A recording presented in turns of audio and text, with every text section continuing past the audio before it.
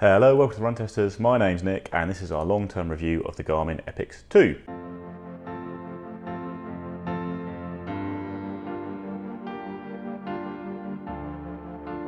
So the Garmin Epix Generation 2 or Garmin Epix 2 came out at the start of this year in January, and since then it's been a fixture on my wrist as my main go-to running watch that I use almost as a benchmark to compare to all the other watches pretty much I review for the channel and elsewhere. So I thought it'd be good to do a long-term review of the watch after our original multi-test review that we put out in January, which you can still go and check out if you want, the opinions of a few different runners on the watch. So we'll run through the design quite quickly because it's all in the original review, but then we'll talk about some of the features that have come to the watch since then, because Garmin has brought some updates to the Epix after features appeared on new watches like the Forerunner 955.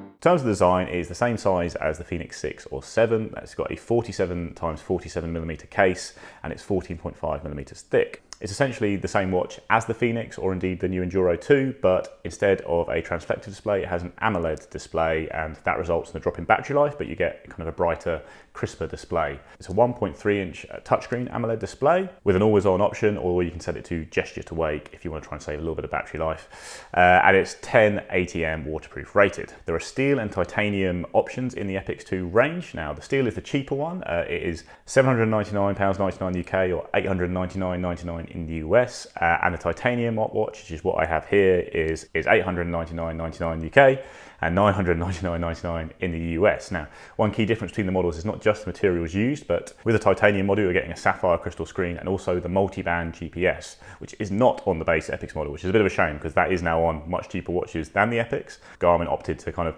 have that little break in the range when they launched the Epix and the Fenix, so it's only the sapphire models that get multi-band GPS. In terms of the weight, it's 53 grams with the steel case or 47 grams with the titanium case. That's just the case. If you add the silicon band, it will go up to around 70 grams, and I've got a nylon band here, which ends a bit lighter than the silicon band. So yeah, I've been testing the titanium watch this year. It's a very light watch. I've been wearing it 24/7 for most of the year. Like I say, I picked up a few third-party nylon bands off eBay because they're very cheap, whereas the Garmin ones are very expensive, and yeah, it's really comfortable to wear with a nylon band or a silicon band, which I also used for most of the year as well. So after 8 months, the screen is still very nice and bright. It's very much the main appeal of the Epix is the screen. I've tested it against the Forerunner, the Enduro, the Fenix, and just every time having both on at the same time, it really is noticeable how much brighter and crisper the AMOLED display is, in pretty much all conditions. It's a really nice screen. Yeah, and I've really seen no kind of drop off in the quality of it at all over 8 months, which obviously you wouldn't expect. I think Garmin could do with adding a few more kind of watch faces to the Epix. They've added some new ones recently, but you couldn't adjust the data on them or anything like that. And it's nice, you've got a bright display like this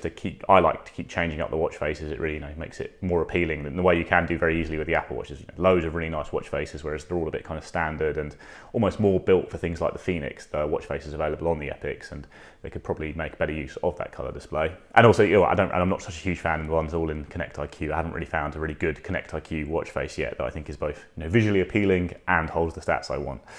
One thing to note is that on the Epix, which we didn't cover in the original review, I said the opposite. You can hold your finger on a stat on the screen, like the weather or your running total for the week, and it will go through to that widget and show you more detail on things like the weather or stuff like that. So when we first had the watch, I was just tapping it and it wasn't working, but yeah, if you hold your finger on that, it does open up the widget, which is a great way to navigate around the watch quickly from your watch face. In terms of the kind of sensors under the hood, you're getting all the kind of classic sensors, heart rate sensor, pulse ox, altimeter, barometer, compass, and obviously it can connect to external sensors via Bluetooth and ANT+.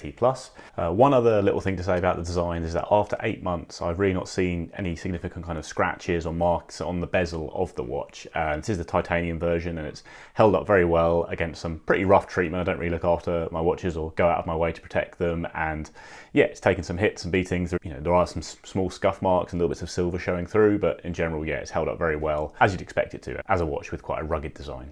The GPS modes, like I say, it has multi-band on the titanium, but not on the kind of steel version of the watch. So you get GPS only, you get all systems on, which means it will be using Galileo, GLONASS, and GPS satellites at the same time, and then all systems on plus multi-band, which means you'll be getting all of those systems via dual band, which creates better accuracy, especially in challenging conditions like under tall buildings or under tree cover. A new option that's been brought to the watch fairly recently is the kind of auto select, which is Garmin's Sat IQ feature, where it basically will put that on and it will select the GPS mode that's most suitable for your circumstances. So if you are on a nice open road and easy GPS conditions, it will switch to things like GPS only to save a bit of battery life. And then in theory, when you go into challenging GPS conditions, you'll it will go back into multi-band GPS automatically, so you're getting the best of both worlds in terms of accuracy and battery life. It's a bit of a shame that multi-band isn't on every version of the Epix. I think that's a bit of a misstep from Garmin, because it is on things like the 255 and 955 now, much cheaper watches. So it's a bit of a shame if people want to buy the stainless steel Epix that they don't get access to what I think is a very good feature. So the key features you've got at launch are things like color maps with Garmin's excellent navigation features, things like Climb Pro, turn-by-turn directions. It's also getting the next fork feature, which is fairly new to Garmin, where it means that you can get information about the next fork in your trail even if you're not using a route. It's got music storage and will link up to premium accounts or streaming services like Spotify. You get really good training analysis and acclimation. You get a race predictor that shows your trend over time in terms of it predicted times for distances from 5K to the marathon. You've got things like body battery, Garmin Pay, Power Manager to kind of try and save a bit of battery by turning on certain modes at night, that kind of thing. And then the Pace Pro feature for racing. More importantly for this, long-term review is what's been added since the launch of the Epix, mainly the features that arrived with things like the 255 and 955 in Garmin's range. I think the biggest one is training readiness. It's a really nice stat that came in with the 955, and it basically is a quick look, color-coded stat that shows you how ready you are to train each day, based on things like sleep, your recent training load, your heart rate variability. Speaking of heart rate variability, this is also going to get heart rate variability status. Each night it will track your heart rate variability in a thing. It's in a feature that's been popularized by things like the Oura Ring, and also Polar's watches has done it very well. So at the moment, the Epix is doing it, and I can see my HRV status in the app, but hasn't got the correct widget on the watch yet because it's a fairly new update to the watch. You also now have the race calendar and the race event widgets, which are nice little additions that basically you can log your race in the Garmin Connect app. Like, for example, I put the Berlin Marathon in there, and then a little widget will appear on the watch showing you how far away the Berlin Marathon is, what the weather's expected to be like that day, and what Garmin thinks you'll run on the day in terms of your predicted time, along with your own planned for time, which I find is always a bit quicker than what Garmin thinks I'll be able to run on that day. Another feature that arrived with the 955 and 255 is the morning report, which just as you wake up in the morning will give you a quick snapshot of information, things like the weather forecast, how you slept, your suggested workout for the day, that kind of thing. Now, I don't know when that's going to arrive on the Epix. I haven't got it on it yet, but probably before the end of this year would be my expectation. And also, the watch will now show your running power on the wrist live without the need for a Connect IQ app. That's if you're using a compatible Garmin accessory like the HRM Pro chest strap or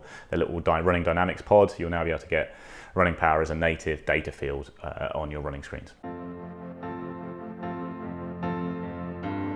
So an important feature for the Epix is battery life, because you want to know how much you're kind of basically losing for having that nice screen. And the listed battery life in smartwatch mode is 6 days if you have the screen always on, or 16 days if you have it on kind of raise to wake gesture mode.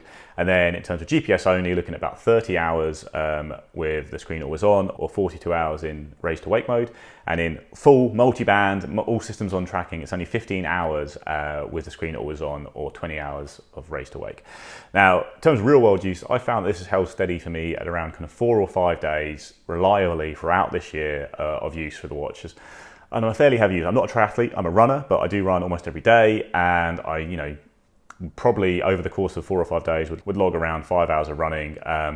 And it's nearly always lasting that long. And I should say, on terms of my battery use, that I have the screen set to always on. I have the entire time, and I've used multi-band GPS pretty much the entire time with the watch. And so I'm getting those 4 or 5 days with heavy use. I think it's pretty good. I say early on, in my first half of the year, I was probably running kind of 70, 80K a week, and it was getting more like 5 days. And now I'm up to about 110K a week for marathon training. And it's more like 4 days, but it's always over 4 days. And the other thing I think is quite important about it is that it does charge very quickly. So if you do kind of forget about it, for a bit, you can just plug it in, and half an hour later you'll have enough charge for kind of a couple of days, and you can kind of then line up a more appropriate time to charge it fully to 100%. But it's worth setting up the power manager mode. So overnight I have it set to turn off pretty much everything except the heart rate monitor to get good sleep tracking and that kind of thing. And so last night I went to bed and I forgot to charge it. It was on about, I think, 5%, and it lasted the night. I woke up at 1%, and I got my sleep data, and then I was able to charge it quickly this morning, and it's back up to 100%. And it's a bit more management than something like the Enduro or the Fenix, which will last, kind of weeks rather than days. But it's held firm at 4 or 5 days over this 8-month period.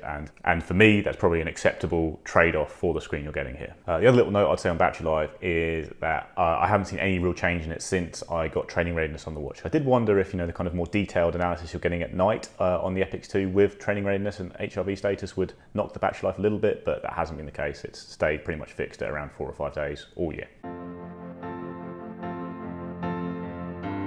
I've been really excited about multi-band GPS from the moment it was introduced, and it's been a kind of a mixed bag across different watches. Sometimes multi-band GPS means a real marked improvement in GPS accuracy, and sometimes it doesn't seem to mean very much at all. So it is often related to the watch itself and the company using it, but after 8 months, the Garmin Epix 2 is the most accurate GPS watch I've ever come across and used. And that is in comparison to everything on the market. So even other watches with multi-band GPS, like Garmin, the other Garmins with it indeed, the Epix 2 has consistently outperformed them over kind of my testing. Now, I don't know if this is a watch by watch thing, but Garmin's multi-band GPS in general is very, very good. It's better than other brands, something like Huawei's multi-band GPS, for example. I haven't found it to be any more accurate than any other kind of GPS tracker. But yeah, the multi-band on the Garmin is certainly worth using. There's a few spots I know near me are GPS dead spots. Like there's a loop I run around regularly, and almost every GPS watch will run wide around the back of it. It's a dead spot and it will add it at distance. And I stopped being able to use that loop because it was giving me too generous kind of pacing stats, and I wanted to get more accurate stuff ahead of races. Epix 2 is flawless on it. It gets me on the right side of the road almost every time.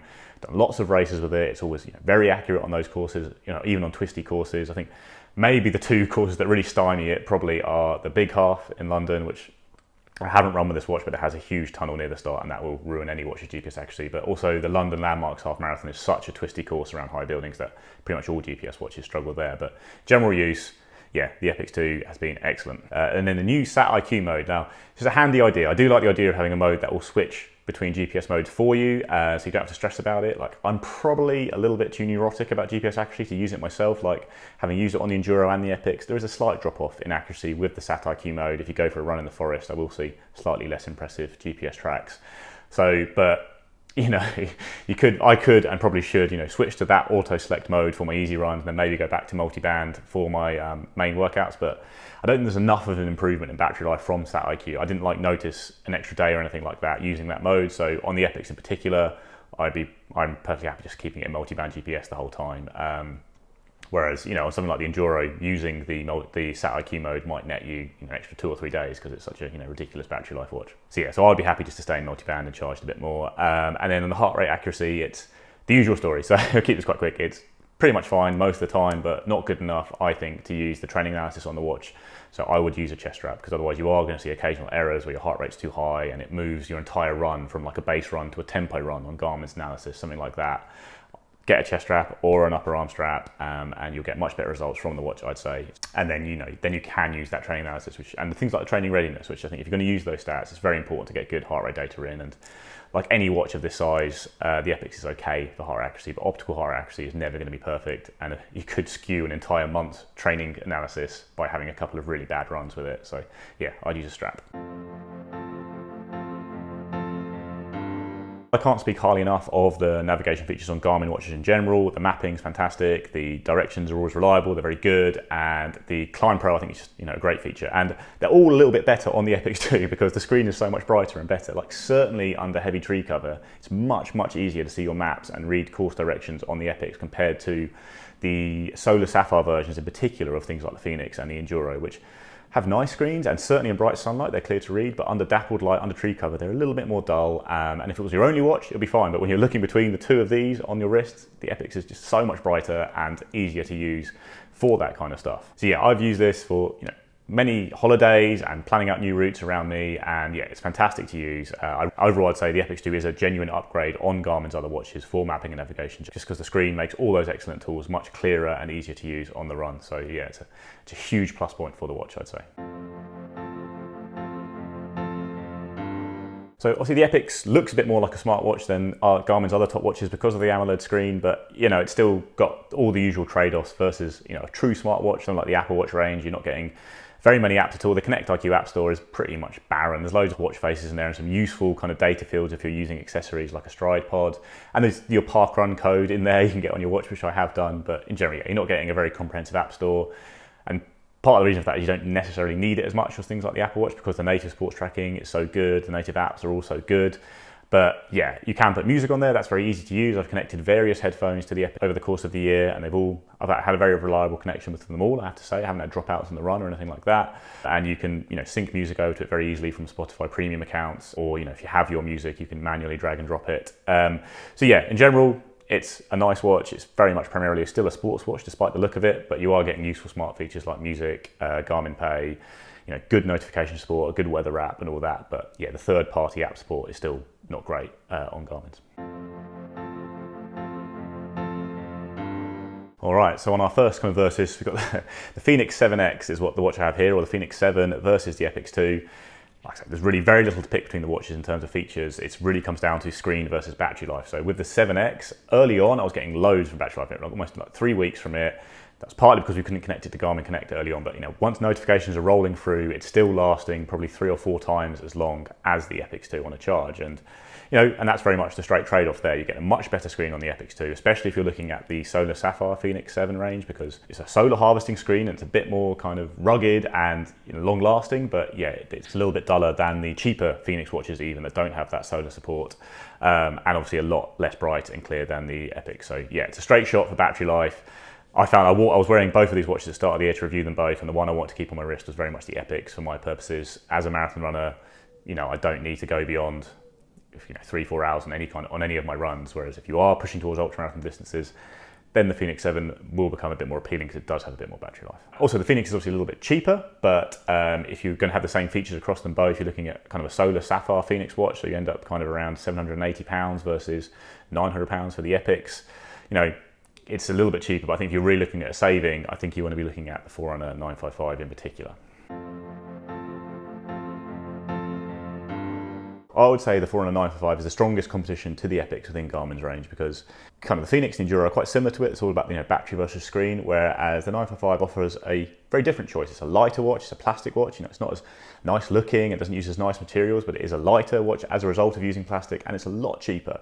So, it really is a fantastic deal, I'd say, in Garmin's range, because you are getting all the top features on the watch, multi-band, the best training features like training readiness, long-term training analysis, maps, music, all of that in a watch that is considerably cheaper. Like basic 955 comes in at $500 or around £480.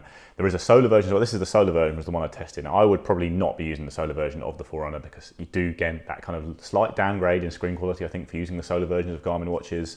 And it's even cheaper to get the one without solar, and it's not adding a vast amount of battery life. So the 955 does offer a little bit more battery than the Epix 2. It's kind of looks at 7 or 8 days with my use compared to like 4 or 5. So you're getting a little bit of an uptick in battery life. You're getting a lighter watch. You're getting a much cheaper watch, and you're getting all those great features in this package. And I do think that is a very compelling alternative to the Epix 2, even if you are still getting obviously a big drop off in screen quality compared to the Epix.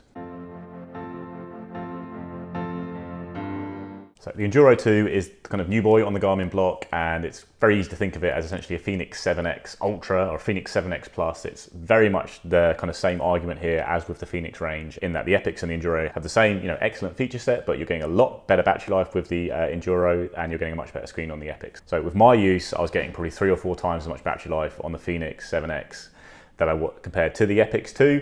With the Enduro, you're probably looking at like 5 or 6 times as much battery life. So that's really the argument here. It's like you're getting even more battery life. I also think you're getting a slightly more appealing looking watch with the Enduro 2. I really like the yellow accents on it compared to the Fenix, but it's a very small design change. Otherwise, it's really very much the same kind of question you've got to ask yourself as with the Fenix range. Like, do you want the battery life, do you want the screen? The Enduro is also phenomenally expensive. It's even more expensive than the Epix. For me, battery life's fantastic, but I don't need it in my scenario as a kind of a marathoner, like doing daily training, not going on many big epic adventures. But if you are, then obviously it's very appealing to have the Enduro 2 in the range as an option. But I would be going for the Epix as the cheaper, better looking watch for my kind of training.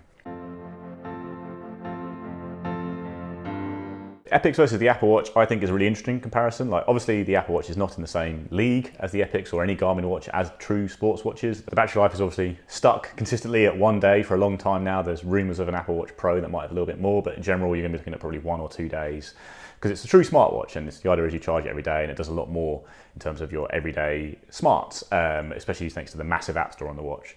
Now, obviously the native tracking on the Apple Watch is not as good as on the Epix, although the forthcoming software upgrade to the Apple Watch will make it a little bit more comparable. But Really, the appeal of the Apple Watch is the massive app store, and there's things like Workout Doors, which are just truly excellent apps that can convert it into pretty much a full sports watch with loads of customizable data fields. Workout Doors actually has really nice color maps and kind of navigation tools you can use on the watch. Nothing's going to be quite as good as the kind of inbuilt tracking and mapping you get on the Epix. It's all natively done. It works obviously very smoothly, but the App Store on the Apple Watch means that you really can tailor it to what you want from it in terms of sports use and general use. I'd also say that GPS accuracy on the Apple Watch is excellent and has been for me over many years. I'd say it was the watch I was using last year a lot because I found the GPS accuracy better than the Fenix 6 Pro, for example. I do think the Epix is a step up again. It's, I wouldn't have to worry about that basically if I was using the Apple Watch the whole time as my main sports tracker. The GPS is still very good on there. And then obviously the appeal of that is when you're not running or doing your activity, you have an Apple Watch on, which is very nice design. You've got loads of watch faces. It's got loads of apps to help with everyday life, things like tickets and, your Tesco club card, all that kind of stuff. It's a great watch to have on all the time, and I do really love it. I think it's a very clear competitor to the Epix because it is so much cheaper and you can get good sports use out of it. It's just a bit more of an effort on your part to find the apps and use them than it is with the native tracking on the Epix, which makes it very easy. And then you are going to be charging it every day as opposed to kind of every 4 or 5 days, which is just too much of a pain for lots of people. I understand that, but if that's not a problem, the Apple Watch is a fantastic option as well. So my overall verdict on the Epix after using it for 8 months and using it in tandem with all these other great watches is that if you're not an ultramarathon runner and you're not utterly obsessed with battery life, then I think the Epix 2 is the best sports watch on the market if you have just unlimited budget, because the screen is fantastic, the tracking is top notch, it's all of Garmin's best stuff with a more attractive screen, and the cost of that is 1, the massive price, and 2, having to charge it every few days instead of every few weeks. I'd say within Garmin's range, the option I think that actually is the most compelling alternative is the Forerunner 955, which is a terrific bargain, which is ridiculous to say given that it's still very expensive, but it does just offer all those features in a much cheaper package, in a lightweight watch that I think was very nice to wear all the time. I enjoyed using it. I'd certainly be going for the non-solar version, saving a bit of more money there because the battery upgrade isn't massive from the solar and you do lose a little bit of screen quality, I think. So yeah, it's just not quite as nice looking watch, but I still found it a very nice looking watch to wear all the time. So within Garmin's range, the bargain option is the Forerunner 955, the battery options are the Fenix and the Enduro, and then the screen and general use option I think is the Epix, but you are spending a lot of money for that. And then outside the range, then if you are looking at Apple Watches, it is a temptation to go for that because it is so much cheaper and it is a really lovely watch to wear all the time, and you can get good sports tracking out of it using apps like Workout Doors. But at the end of the day, I took the Apple Watch off to use the Epix. I think it's a much more enjoyable experience all round now that you have that really nice screen, and using it primarily as a runner, having that very easy, excellent native sports tracking was a big plus for me. Added it with those extra days of battery life added in, but then it is twice as much. So yeah, the Apple Watch is a much cheaper option, and with the upgrades to the native sports tracking on the Apple Watch coming this year, and maybe an improvement in battery life with different Apple Watch models that are coming, that will be more of a choice there between the Apple Watch and the Epix. But yeah, this year the Epix has become very much established as my favourite watch to use for my sports tracking, and every now and again I go, I really love to have watch your battery life, and I put the Fenix on or test out the Enduro, or I think, I'd love to have a proper smartwatch on, I put the Apple Watch on, but I do always come back to the Epix. I think it is the best balance of everything for me.